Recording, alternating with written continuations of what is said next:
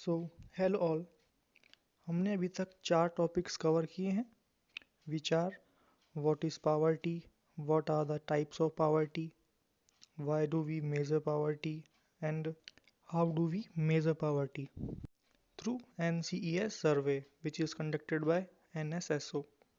साथ ही हमने पिछले वीडियो में पावर्टी लाइन और पावर्टी लाइन बास्केट का भी कॉन्सेप्ट समझा था। What is poverty line? It is the cost of basket. Poverty line basket जो भी मूल्य हमें खर्च करना पड़ रहा है ऐसी गुड्स एंड सर्विसेज पे जो कि एक वेल डिग्निफाइड लाइफ को जीने के लिए ज़रूरी है, उन सभी के प्राइजेस के टोटल अमाउंट को हम क्या बोलते हैं? Poverty line. और जो उसमें गुड्स एंड सर्विसेज जो अंकित की जाती हैं वो किसके द्वारा की जाती हैं? हमारी एक्सपर्ट कमिटीज़ के द्वारा।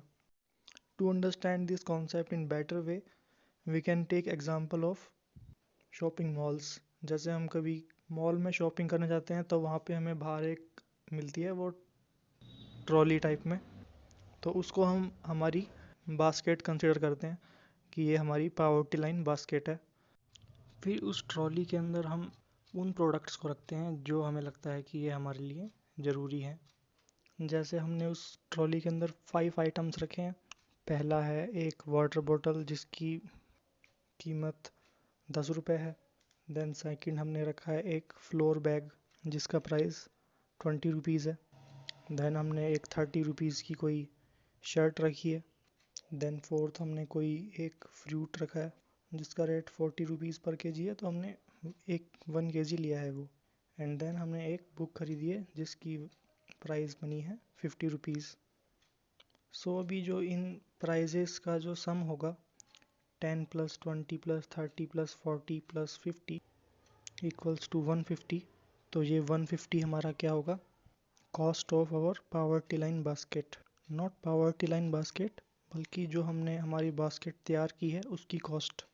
ट्रॉली को हमने अपनी बास्केट कंसिडर किया था, उसमें जो हमने ये प्रोडक्ट्स रखे हैं उसे हम वो गुड्स एंड सर्विसेज मानेंगे जो कि एक्सपर्ट कमिटी ने रिकमेंड की थी which should be necessarily consumed by an household to be able to live a basic dignified life. So उन सभी गुड्स एंड सर्विसेज की जो प्राइस का सम है वो हमारा क्या होगा? Cost of basket. एंड उसी कॉस्ट ऑफ बास्केट को क्या बोलते हैं? Poverty line. सो अब हम हमारे नेक्स्ट टॉपिक पे मूव करते हैं which is evolution of poverty line. So इसे हम 2 पार्ट में पढ़ेंगे। पहला पार्ट है pre independence poverty line and second one is post independence poverty line. यानी जब हमारा देश आज़ाद हुआ था उससे पहले पावर्टी लाइन क्या थी एंड जब आज़ाद हो चुका था उसके बाद क्या थी। सो आई वुड सजेस्ट कि ये जो प्री इंडिपेंडेंस पावर्टी लाइन वाला टॉपिक है ये आप अपनी NCERT बुक से कवर करो because I am also an aspirant only and मेरी इस टॉपिक पे थोड़ी कवरेज सही सी नहीं है। सो आई वुड सजेस्ट कि आप ये NCERT बुक से कवर करने का ट्राई करो, ये प्री इंडिपेंडेंस वाला। बट अगर जब भी आपको कोई प्रॉब्लम आ रही है तो you can comment in our comment section, then in next video I will do something helpful.